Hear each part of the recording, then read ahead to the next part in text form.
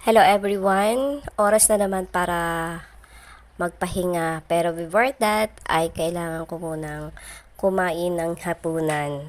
Kakatapos ko lang maligo, kaya eto, kumain na ako ng dinner. Medyo maaga pa actually, mga around 6:30 pa lang yan. Pero wala na rin naman akong gagawin, kaya kailangan ko na rin kumain. So, after eating, ayan, kailangan ko nang maglinis ng kusina, ng lababo at lahat ng mga pinaglutuan ay kailangan kong linisin. Ito na yung aking routine. Pagkatapos kumain, umaga, tanghali, hapon, kailangang tuyo ang aking lababo kasi ayaw ko rin ng laging basa ang lababo. Ayaw ko lagi ng may nakikita akong hugasin sa lababo.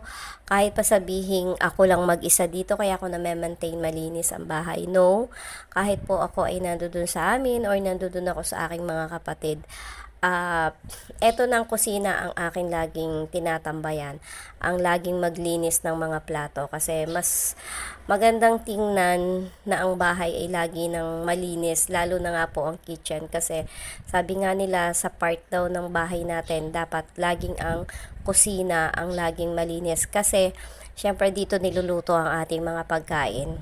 At the same time ay ang pangit din naman nga kasi tingnan na pag ang lababo mo at ang kusina mo ay lahok-lahok lagi. So, sino ba nga namang matutuwa o sino ba namang maanong kumain pagka ganong kadumi ang iyong kusina? Honestly, ay ayaw kong kumain ng lahok-lahok ang aking lababo pa. So, ayan, nagtry ako magluto uli ng aking tea, ang aking turmeric tea. Pagkatapos ko pong kumain sa gabi ay umiinom ako niyan. Maganda rin po yan sa katawan, pang tanggal ng mga fats.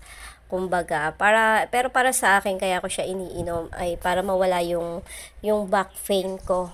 Kasi may back pain ako kaya umiinom ako ng turmeric tea. So, ayan, kailangan kong tuyuin talaga ang lababo ko at mag-ayos nitong aking mga basura. So, gabi-gabi rin guys na naglalabas ako ng basura. So, ayan, medyo po malayo ang basurahang pinagtatapunan ko ng basura dito sa amin.